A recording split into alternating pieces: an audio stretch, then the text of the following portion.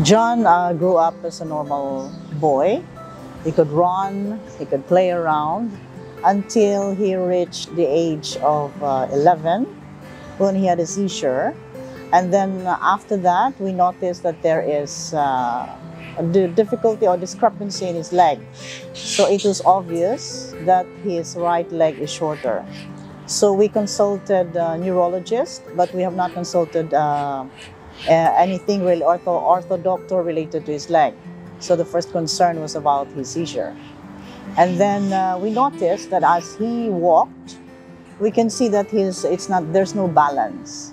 So what my husband and I decided is to consult the neurologist and ask help if he can be recommended to an ortho doctor.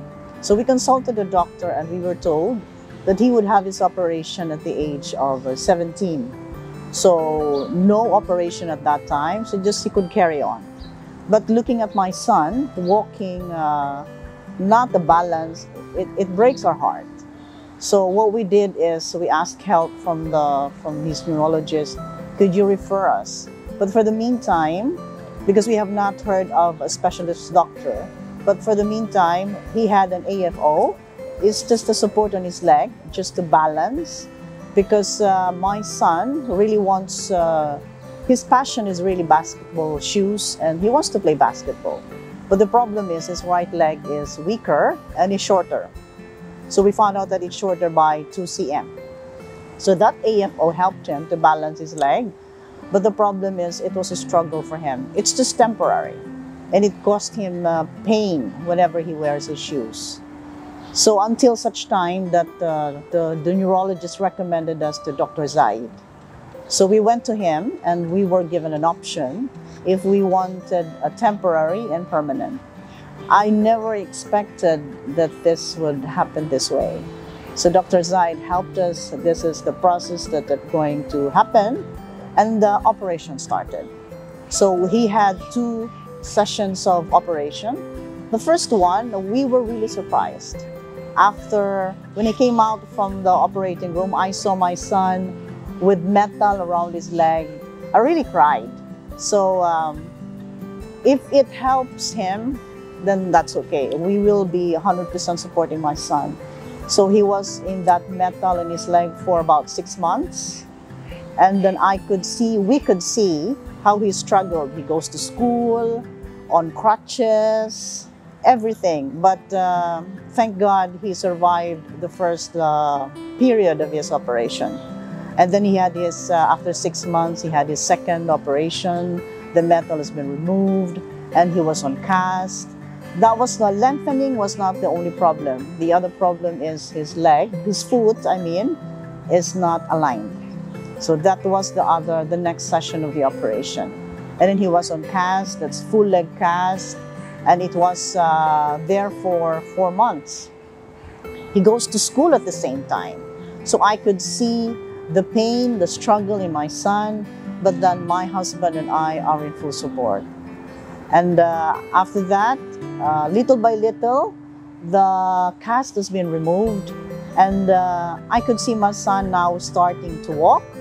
We had some exercises, but I never imagined that my son would go this far. So I thought there was never really hope or any procedure until we met Dr. Zaid. So as a family, we really thank God for his life. We thank God that we met Dr. Zaid.